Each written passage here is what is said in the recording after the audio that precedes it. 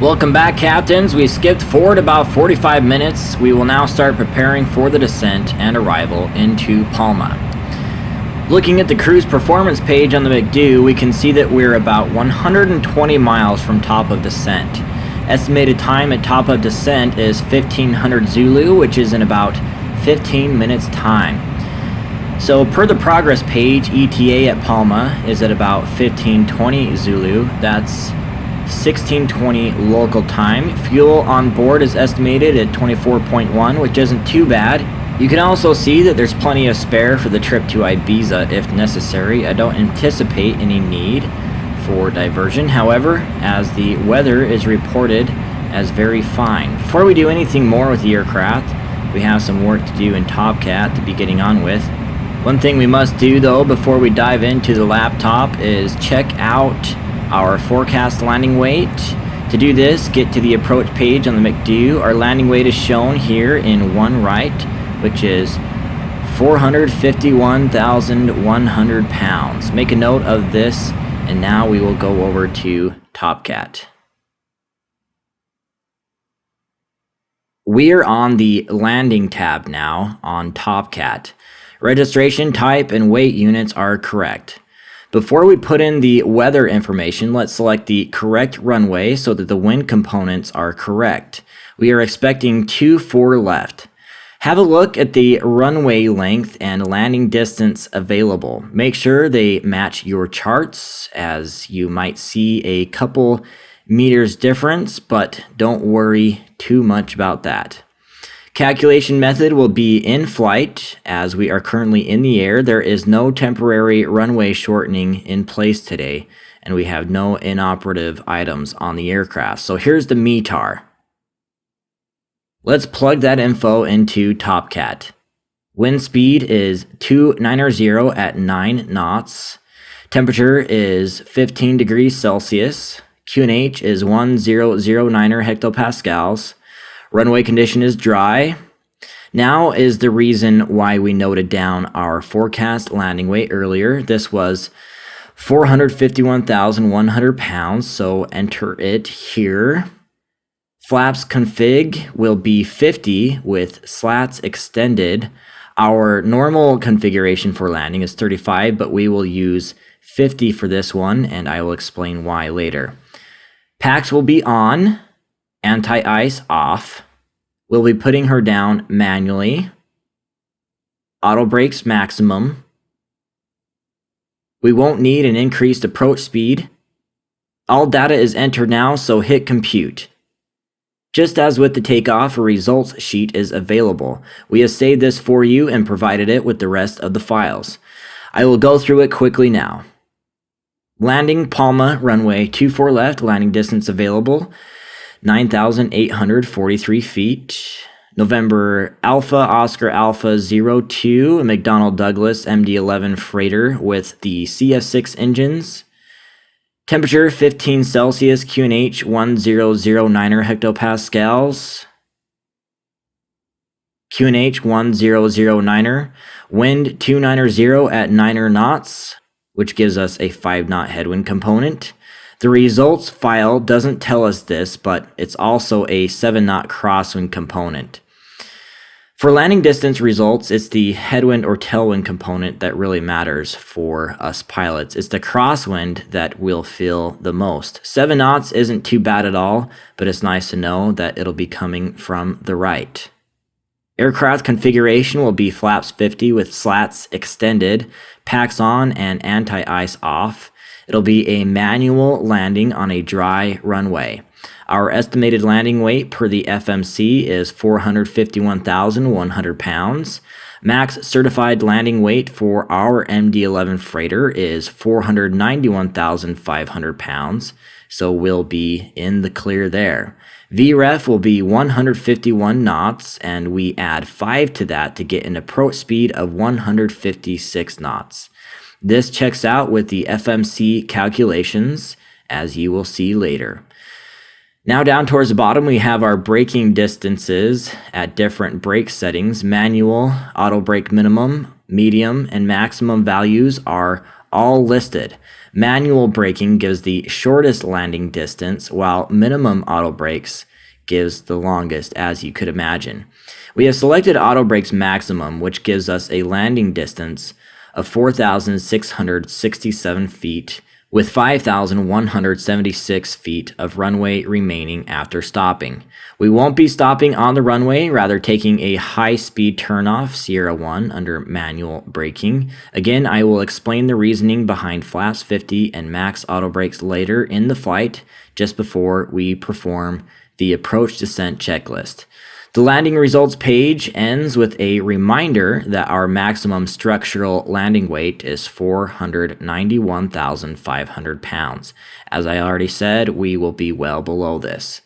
We've also included the landing report in the flight files, but it's very similar to the landing results files, so we won't go over it now. Do have a look at it yourselves though, as it has some interesting information. So I will now talk to you about the approach, just as I did in all of the approaches in the procedures section. The first chart to look at is the STAR chart. This stands for Standard Instrument Arrival Route, and metaphorically speaking is our on-ramp onto the approach. We will join the STAR at Lores, then fly onwards through Pozba to the Palencia VOR, which serves both as our initial approach fix and the transition to the ILS approach. You could look at it like this. The STAR chart ends at Palencia and the approach chart begins there, for us at least. Minimum altitude along the Lores-Palencia leg is flight level 70. The FMC forecasts that we will be well above that for the entire leg. Let's move over to the approach plate and have a look at that. We will be flying the ILS runway 14 left approach into Palma.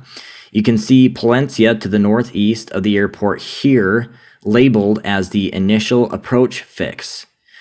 We will then descend past Muros, not below 4,500 feet, then intercept the localizer and glide slope and fly the ILS.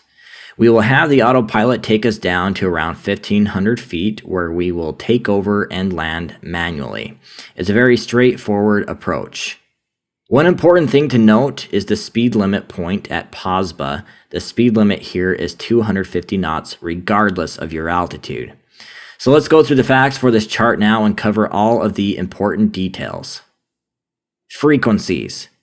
The most important frequency here is the ILS 109.3 identifier, India Papa Alpha Lima.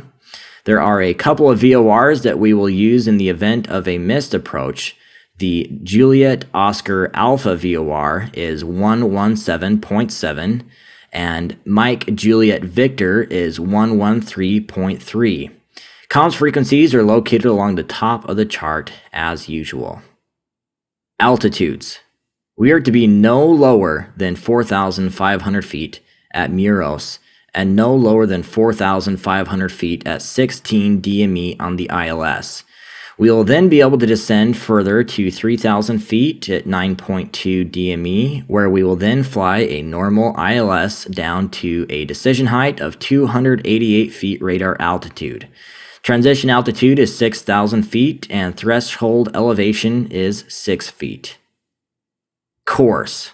Final approach course is 239 degrees. Missed approach course is a climb straight ahead on 239 degrees to 420 feet, then a turn on Juliet Oscar Alpha's 207 degree radial, climbing to 2,000 for another turn to the left to Mike Juliet Victor. Terrain. Highest MSA is 7,000 feet to the north of the airport due to high terrain. Missed approach is over the sea, then turning back towards land south of the airport where the MSA is 3,000 feet. Safety.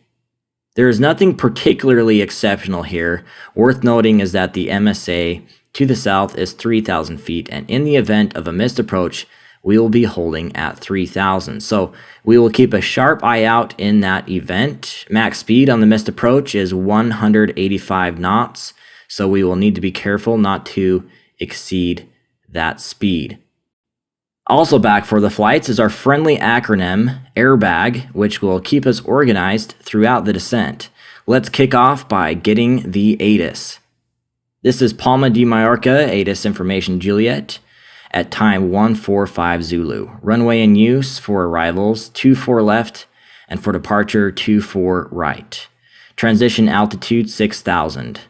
Wind 070 degrees at 12 knots. Visibility 10 kilometers or more. Clouds few 3,000 feet. Temperature 15. Dew point 6. QNH 1009er. No significant weather. This was Palma de Mallorca, ATIS Information Juliet. We will continue the airbag checklist later in the descent. Let's get back to work now and get her on down. The cruise performance page is showing top of descent in about 41 nautical miles, which is only about 5 minutes away. We still have some preparations to do for the descent, however. So on the McDo, once on the cruise performance page, hit the page function key to get to the descent pre-select page. Just as the cruise was in pre-select mode before we reach top of descent or top of climb, the descent page will remain in pre-select until we reach the top of descent and enter the descent phase. Just like the other performance pages, different speed modes are available on the left. Currently pre-selected is policy speed. Policy is similar to econ, but the speed is cruise selectable to conform to airline policy. Edit is exactly the same as it was on the other performance pages, a crew selected speed. We will leave those settings as they are. We need to select our transition altitude, however, as we covered in the chart brief. This is 6,000, so enter 6,000 in 6 left. You may remember my talking about the climb forecast page during climb, where we were able to enter winds. We have a similar function here, accessible with 5 right, where we can enter the wind direction and velocity for 3 specified altitudes and our destination. I have set up the destination winds, which are 290 degrees at 9 knots, to kick in at 10,000 feet. Since 10,000 feet is above transition level, we will enter it as flight level 100. So enter flight level 100/290/09 and drop it in to left. We will also enter the destination winds and temperature, so 290/09 goes into 5 left. The temperature is 5 degrees, and we will enter that in 5 right. Pressing 1 right would select anti-ice on. We will not be using anti-ice today, however, so we will leave this as it is. The information entered on this page is used by the FMS to calculate the descent path. This will directly influence the position of the top of descent, so it is very important that it is done in the cruise before descent begins. You could potentially see a big movement in the top of descent position after filling out the descent forecast page if the wind components are significant. An insert prompt appears in 6 left whenever information is entered or changed, so press this now and that will enter in the information. You can see the top of descent coming up on the navigation display just after the Barcelona VOR. It is indicated by a magenta arrow to the right of the track. Before we reach it, however, we must pre-select a lower altitude on the FCP. I will set 4,500 feet, as that is our next altitude restriction on the flight plan. The aircraft will never descend below the altitude set in the FCP window unless glide slope has been captured on an ILS. We will see this later. So in other words, unless we reset the FCP altitude, the aircraft will fly past the top of descent and will not descend. So looking on to the FMA now, Prof to 4,500 feet has appeared in the altitude control window. This field shows the target we have set in the FCP. It is in magenta since 4,500 feet is an altitude set in our flight plan. Had we selected, for instance, 4,600 feet, it would be in white. The value below shows the active Prof target, in our case, 33,000 feet as we are still in cruise. As we come around this turn, have a look at the trend vector at work on the navigation display.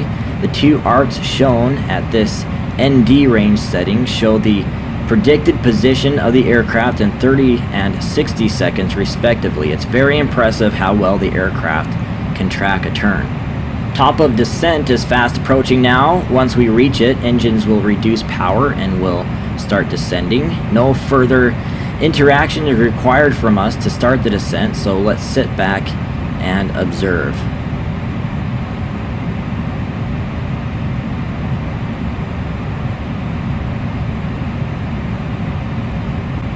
About 5 seconds before we reach top of descent, vertical alert will flash on the FMA. This occurs when a profile altitude change is about to happen. So there's the alert. And there's the top of descent. Speed mode remains thrust, roll mode remains nav, but altitude mode has changed to prof, indicating that the aircraft is now following the descent profile. Note that our target speed has reduced to 290. This reflects the active speed mode on the descent performance page, which is policy 290. Note that the aircraft limits its rate of descent while it slows down to target speed. It will then increase rate of descent once that speed has been acquired. This is only a few knots slower than what we had in the cruise, so there wasn't much of a slowdown. The descent path will always be constructed to compensate for the required deceleration. It is truly incredible how smooth the transition from cruise to descent is, and the aircraft's ability to meet altitude and speed constraints just awes me every time I see it do it. The FMS constructs the descent profile so as to avoid the use of speed brakes. This will not always work 100% though, particularly if there are winds aloft, which in the real world there always are. You can never put perfect figures into the descent page and there will always be some error. And in our case though, we don't have winds aloft until much later in the descent, so our profile should be extremely accurate. Note that the descent performance page on the McDo has gone from pre-select descent to policy descent. This is because the aircraft is now in the descent phase. Descent is now the only performance page available, so let's run through all the information on it. One left shows the vertical and horizontal deviation from the FMS descent path. We are pretty much spot on at the moment. The vertical deviation is shown on the ND in the form of a magenta diamond on a scale. Full scale deviation is 1,000 feet. 2, 3, and 4 left on the descent performance page are the available speed modes. We've already covered policy and edit speeds, but we have a newcomer here, and that is max descent. This is the speed that will give us maximum rate of descent. ETA and distance to the altitude, shown in one left, are displayed to the right of the speeds. We've already covered the rest of the fields in detail, so I won't bore you here with the rest of the repetition. Getting back to the operation of the aircraft, we will now continue with the airbag checklist. We already have the ATIS, so the next item on the list is the approach install. This is the point where we install the arrival and approach and check that it has been entered correctly. We performed the install on the ground at Heathrow, but let's check now that all the waypoints have been entered correctly and that there are no issues. So we will do this with the ND set to plan mode so that we can step through the waypoints and see them there. On the McDo, press the flight plan function key. Shown at the top of the flight plan page is the last waypoint that we passed, which is Barcelona. Actual time overhead and our speed and altitude at that point are recorded. Below that is the next waypoint en route, which is Lorez. This checks out with the next waypoint indication on the navigation display. It is the waypoint in line 2 that the ND focuses on when set to plan mode. You can see that no altitude restrictions are set until waypoint Delta 059er Papa, which is 16 DME on the ILS. Slewing through the list now, minimum 3,000 feet is set for about 9 DME, which is correct, and a hard restriction of 2,500 is set for the final approach fix. Looking at the speed predictions, you can see how the aircraft intends to decelerate. By the looks of it, it'll be a pretty high energy approach, but the FMS tends to be very good at calculating the speed, so we'll see how it goes. If at any time we're not happy with our speed, we can always drop the flaps early. Speed brakes are actually inhibited whenever flaps are extended, so if you need to get slow fast, extend speed brakes before flaps. Scrolling through again, we can see the missed approach. All is set fine here. Up next is the radios. This is a nice, simple approach, so there's not much to do here. We want the two VORs for the missed approach, Juliet Oscar Alpha and Mike Juliet Victor.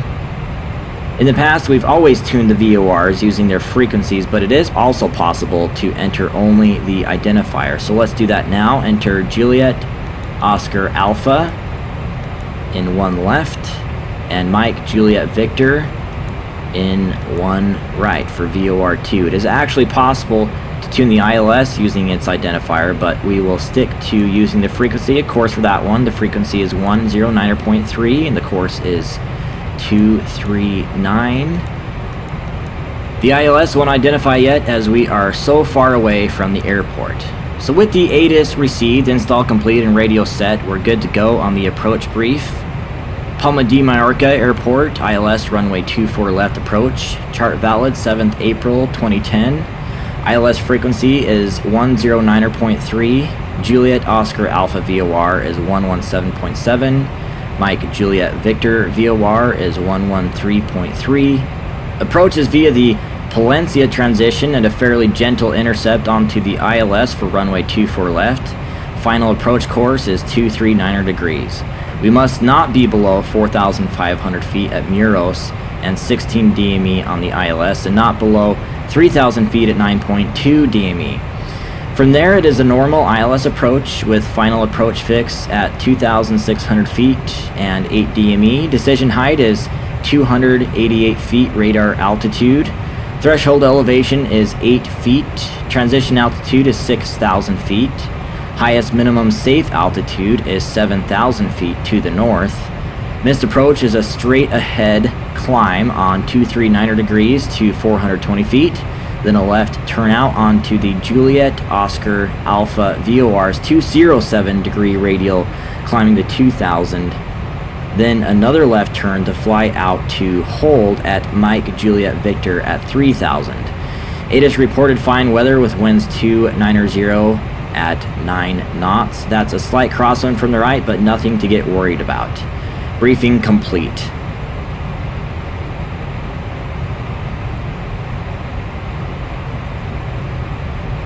Next up in the airbag is the approach descent checklist. Before we do this, however, I want to go through the approach page on the McDo and explain, as promised, why we will be landing with flaps 50 and max auto brakes. The approach page is accessed by pressing the takeoff approach function key and becomes available upon reaching acceleration height on departure. It displays landing and go-around data. 1, 2, and 3 left show the minimum maneuvering speeds for clean, slats extended, and flaps extended configurations respectively. 4 left shows the current selected flap setting for landing. The normal flap setting for landing is 35, however, flaps 50 is available when a slower approach speed and shorter rollout is desired. This is selectable with 6 left. We will push this now to select flaps 50 for landing.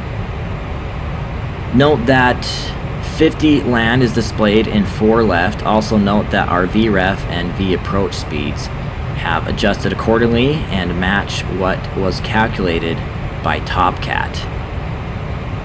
Let's have a look at the aerodrome overview chart and explain why we're using flaps 50. There are 2 high-speed turnoffs available on 2-4 left. We will be parking right on the other side of the airport, so I want to get off at Sierra 1 to shorten our taxi run to parking. Rolling all the way to Sierra 2 would mean that we would have to backtrack along the south taxiway and use up fuel and time. The MD11 has very efficient brakes and reverse thrust is effective given that we have 3 engines. We're certainly not the lightest we could be on landing, but as they go, we're not going to be too heavy. I reckon we'll be fully capable of slowing down to around 40 knots before the high speed exit, so long as we land right in the touchdown zone and don't delay with the reverse thrust. So whether or not you would do this in the real world would depend on your company's standard operating procedure. Some operators have stricter limits than others on the maximum speed at which you can exit the runway on a high speed turnoff, for example. It's also harder on the brakes, and we certainly don't want a hard landing resulting from an urge to land right on touchdown markers. We'll see how it goes, and if we don't think we'll make the turnoff, we'll sail right past that turnoff and take the next one. We do not want to be skidding around the turn at 80 knots with the reversers deployed and tires smoking. We might scare some ground crew. I want to include this though, as it will be an impressive demonstration of the stopping ability of this aircraft. So continuing with our explanation of the approach page, 1 right shows the forecast landing weight as we covered earlier. 2 and 3 right show the runway length and elevation taken from the nav database. These values are correct. 4 right allows entry of a time value in minutes and seconds that the EIS countdown timer will then count down from. The timer is then displayed on the ND and a tone sounds when it passes through 0. We won't be needing this function for this approach, so we will leave it. The go around page is accessible from 6 right. Flap retract, slat retract, and clean minimum speeds are shown in 2, 3, and 4 left. Climb thrust reduction height, acceleration height, and engine out acceleration height are shown in 1, 2, and 3 right. The thrust limits page is accessible with 5 right. Return to the approach page with 6 right, as you had just done. While we were looking at the chart there and talking about the approach, the aircraft slowed to 250 knots to meet the speed restriction at POSBA. The FMS automatically creates a speed limit of maximum 250 knots at or below 10,000 feet. We can see the point at which the FMS predicts that we will reach this up ahead on the ND. So getting back to the airbag now, let's run through the approach descent checklist. Landing data is set correctly. Hydraulic panel is set auto, and we are approaching 10,000 feet, so we will switch on the landing, nose gear, runway turn off, and that's it for the lights for now. Windshield anti-ice is not required today. Seatbelt signs should be set on now. Decision height is 288 feet radar altitude, so set this with the minimums control knob on the ECP. The set minimums appears on the PFD. Altimeters are standard at this time still. We will set QNH 1009er passing through transition altitude of 6,000. And that does it for the approach descent checklist. Actually, with regard to exterior lights there, we turned them on a little early compared to the standard procedure, but I don't see any problem with that, as they only serve to make us more visible to other aircraft, which is never a bad thing, and then we actually won't forget if we just do it while we remember. So to make the rest of the flight flow a little quicker, I will leave speed control up to the FMS for the entire approach, as I said when we went through the flight plan page. It will keep us pretty fast until fairly late in the approach, but I'm happy with this so long as we don't start getting too rushed. If at any point I am unhappy with our speed, I will slow her down manually as necessary. I don't anticipate this being a problem, however, as the FMS generally does a pretty dang good job. We are currently right on our descent profile and things are progressing very well. We are about to pass overhead the Palencia VOR, which will put us on the approach chart.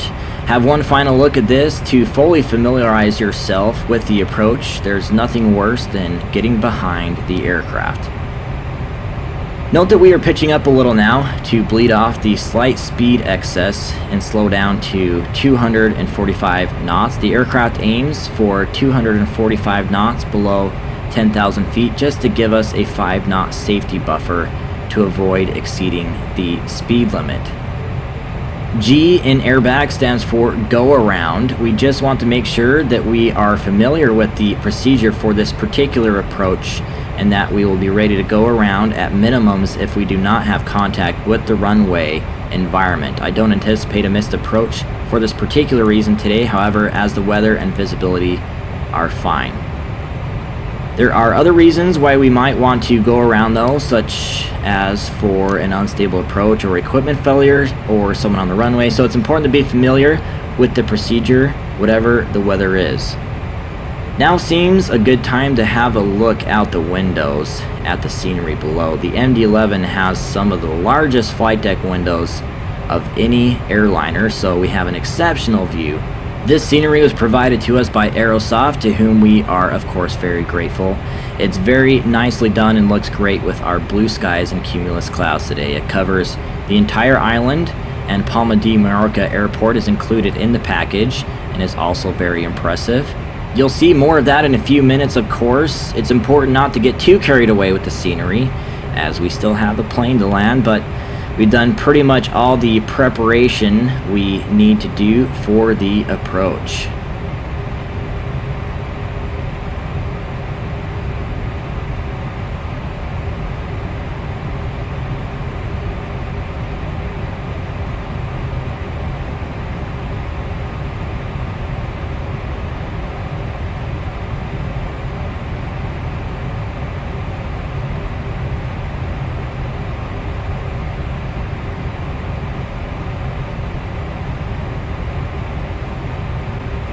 While we were enjoying the view there, the ILS signal was picked up, evidenced by the now present localizer identification on the PFD. The radios automatically listen out for the ILS Morse code identification transmission, decode it, and then place the identifier on the PFD below the speed tape.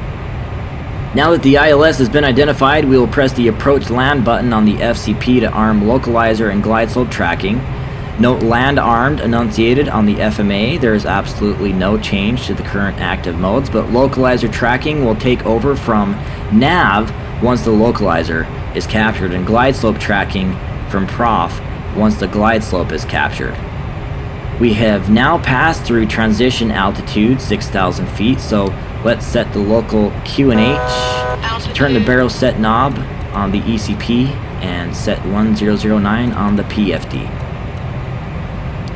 While we were setting the QNH there, the aircraft captured the localizer. For the first time since 100 feet radar altitude on takeoff, the roll mode has changed from nav. Note localizer on the FMA and the localizer deviation indication on the PFD moving in as we intercept it. The glide slope is a little above us, but we have 4,500 feet set in the FCP altitude window, so the aircraft will level off there automatically, and the glide slope will capture once it gets down to us. Once the glide slope is captured and our altitude control mode switches to glide slope tracking, the FCP altitude will be ignored completely and the aircraft will descend freely down the ILS or down the glide slope. The FMS target speed just reduced to just above Vmin, so let's set flaps 15. This will give us some extra drag and get us slowing down. We're quite fast at the moment still. So there goes the speed, and here comes flaps 15. The glide slope has just been captured as well. I'd say we're a little fast right now, but the excess speed is perfectly manageable and certainly not unsafe. The main concern would be that if there was another aircraft in front of us, we could be catching up to it too fast. One very important thing to consider when extending slats and flaps is the two types of engine idle modes. When slats are extended, the engine's idle is slightly higher RPM than otherwise. This is called approach idle and allows shorter spool up times from the engines if more power is required. This does generate more thrust, however, and this extra thrust will cancel out the drag you get from extending the slats, so it's important to bear this in mind. We have set flaps 15, which will give us more drag than the higher idle thrust will counteract.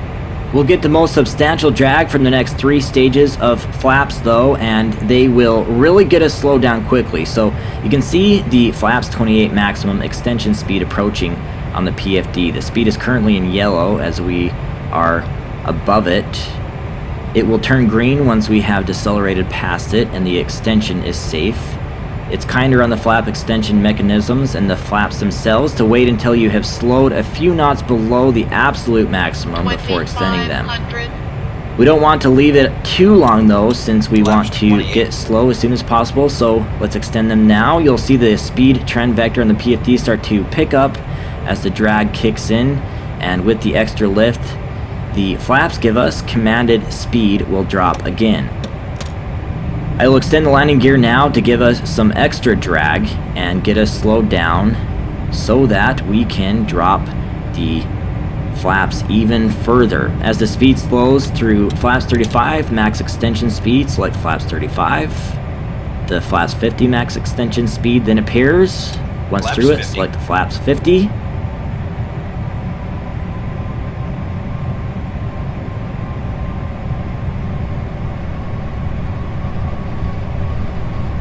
Commanded speed is now 156 knots, our final approach speed. Physically, the aircraft is now configured, however, we must still run through the before landing flow and checklist. So the gear are down and for green. Now we need to check the spoilers. Spoilers are armed. Auto brakes set to maximum. Flaps are set to 50. Altimeters are set. And EAD no alerts before landing checklist is complete.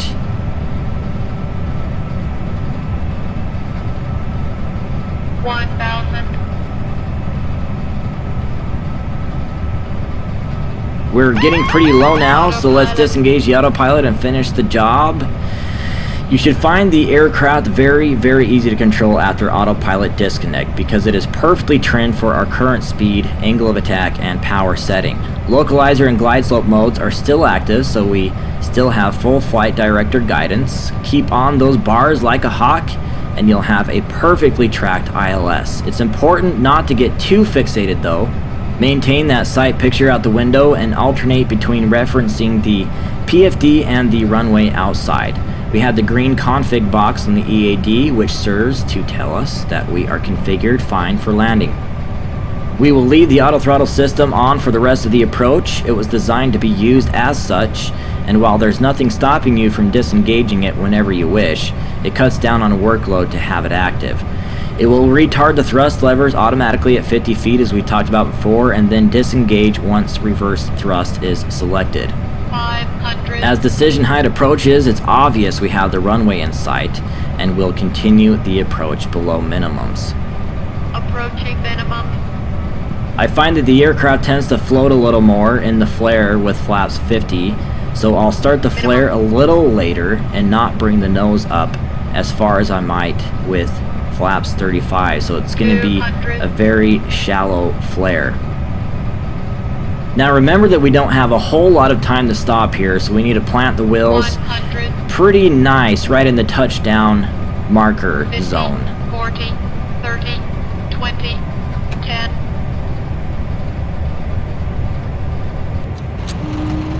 Upon touchdown, select reverse thrust. The auto brakes have kicked in and you can see very quick deceleration on the speed tape. Select idle reverse at 80 knots, stow reversers at 60, and take the high speed turnoff no faster than 60 knots. This is a very gradual turn, which is nice as it doesn't put too much stress on the aircraft. We will stop up ahead to run through the after landing checklist. Make sure you're well clear the hold short line. We have a lot of aircraft behind us, so you want to give it plenty of room to have the whole aircraft passed. Use gradual, careful braking to bring the aircraft to a halt once you are ready.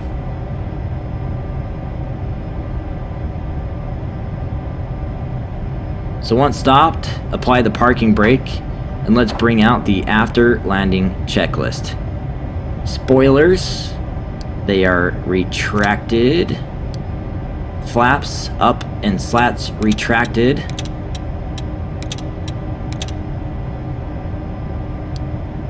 Transponder, we'll turn that off.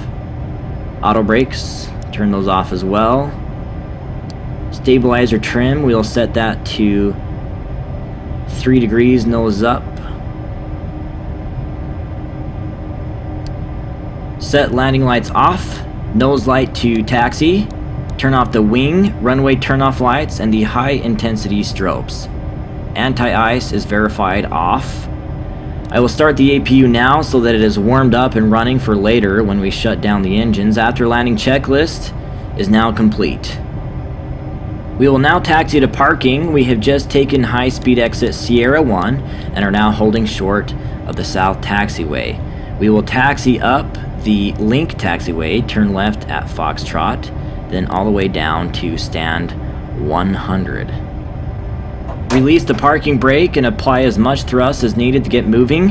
It's likely to be less than required at Heathrow, as we have burned off a good 36,000 pounds of fuel since.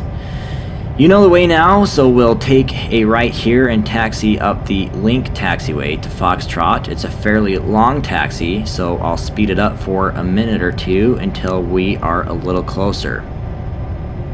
So I hope you didn't find that approach, or that final approach, too fast-paced. The FMS kept us pretty quick there until fairly late. There's nothing wrong with that, and it's not uncommon in the real world, but you just need to be aware of the fact that it's very easy to end up too fast, too late, and end up with an unstable approach. You could say a good landing is made at the top of the glide slope. This isn't as loony as it might at first sound. The key to a good landing is a stable approach, and the key to a stable approach is a timely localizer and glide slope intercept, a fair way up the ILS at an appropriate airspeed. We were actually doing a good 245 knots at localizer intercept, and we were only slowing through about 235 knots at glide slope intercept. While that sounds fast, we did it fully in the knowledge that A, we were a healthy 15 miles from the touchdown, and B, that all we had left to do before landing was drop the gear and flaps and complete the before landing checklist. Once those flaps hit 28 and the gear came down, the speed dropped like a stone, just as expected and briefed.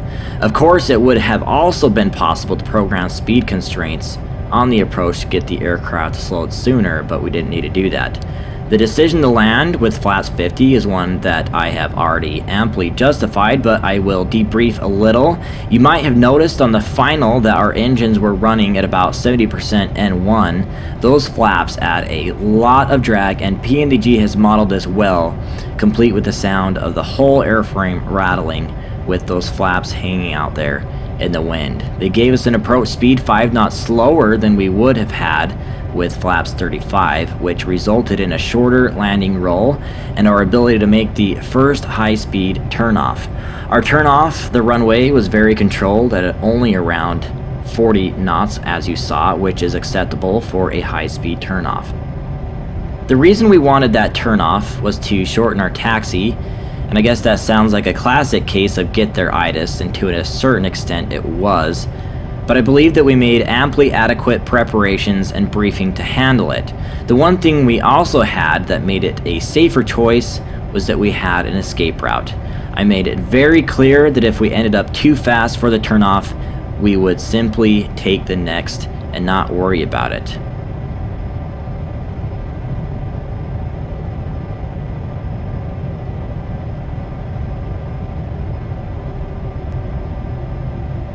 We're back at normal speed now, and we're slowing down for the turn up ahead. We're just passing stand 101, which is adjacent to ours. This will be a 90-degree turn onto a center line that requires precision. It's all about judgment and getting used to the size of the aircraft. The nose wheel is a considerable distance behind the cockpit, as we've talked about so many times before, so you will need to overshoot a fair amount before starting the turn and maintain that overshoot during the turn. We have no marshaller here to help us, so judge it as best as you can. We didn't make the best of turns here, but we've sorted ourselves out and aligned ourselves bang on center line. When drawing to a halt, be gentle and bear in mind again where the nose wheel is. When stopped, apply the parking brake. With the park brake set, we will now run through the parking procedure and shut down the aircraft. So turn off the nose light first of all. We should really have done this before turning onto the stand to avoid dazzling the marshaller. Could have blinded the guy. Check that the hydraulic panel is set to auto. Before we shut the engines down, we need to make sure that we have power available from an alternate source. This source will be the APU, and we can see the green available light is lit on the APU power switch on the electrical panel. So when we shut the engines down, power will be transferred automatically from the engine IDGs to the APU. Also, before we shut down the engines, all anti-ice systems should be turned off, and they are. Finally, press the APU button on the air panel to ready the APU for providing bleed air for the air conditioning once the engines are shut down. We will now shut down the engines, so move the fuel switches off one by one. On the EAD, observe EGT and fuel flow decrease for all engines.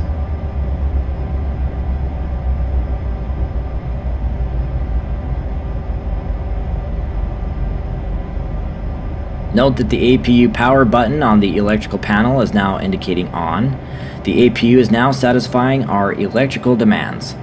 So switch the passenger signs off and verify that landing, nose gear, wing, runway turnoff, and high intensity lights are all off. Additionally, turn off the beacon as the engines are no longer running. The fuel panel should be in auto mode. Select the emergency power selector to off. As we will be leaving the aircraft and powering it down completely, turn the IRS selectors off. Switch the SD to the status page and review all items. There should be a valid explanation for every item listed here. It comes as no surprise that emergency power is off, as we just switched it off a moment ago. LSAS and yaw damper systems cannot function without the IRUs, so they should be showing a fail message. Auto brake is selected off, IRUs are obviously off, and the digital flight data recorder requires the engines to be running and parking brake to be released to function. We are now up to the end of the parking checklist. All that is left now is the leaving aircraft checklist. This is a very short checklist, and when we're finished, we'll have returned the cockpit to the state it was in when we stepped into it earlier, about 3 hours ago. So move the emergency light switch on the overhead panel from arm to off. Do the same for the evacuation command switch. Since we are powering down, turn off the nav lights. Also turn off flight deck lighting. We no longer require the APU, so we will turn it off. This will leave the aircraft with battery power only and no air conditioning, given that we have no external power or air connected. It is very unlikely that you would power down the aircraft completely immediately after a passenger or cargo flight, as ground crews would still be at work on the aircraft loading and unloading. We will do it now, though, for the sake of demonstration, so press the APU button on the air panel to close the APU bleed air load valve. This will turn off the packs automatically as they are starved of bleed air. Press the APU power button on the electrical panel to disconnect it from the electrical system. Finally, use the start-stop switch on the APU panel to turn the APU off. The last item on the list is to switch off the battery. This will leave the aircraft just as dark as we found it, albeit a little warmer, with 36,000 pounds less fuel in the tanks. So that is it for this flight. I hope you guys enjoyed it. We will see you next flight as we fly from Anchorage to Memphis. Until then, throttle on.